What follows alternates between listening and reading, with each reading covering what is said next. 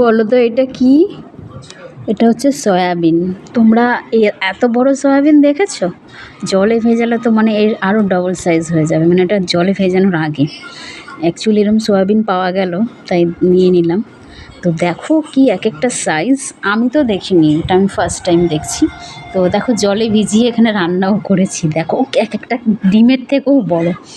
মানে যে আমরা ডিম খাই না, ডিমের থেকে বড় না, মানে ডিমের সাইজই বলতে পারো।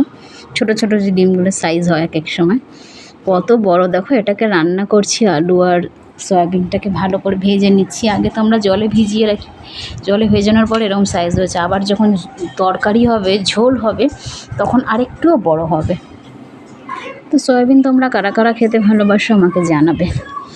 আর এখানে ডিম দিয়েই করব, এই যে ডিমও রেখেছি সেদ্ধ করে। তো ডিম, সয়াবিন, আলু সমস্ত কিছু দিয়ে করব। তো সয়াবিনটা কাঁচা অবস্থায় দেখালাম, এবার রান্না অবস্থায় দেখো। তো এক একটা সাইজ, বিগ সাইজ। ওকে, টাটা।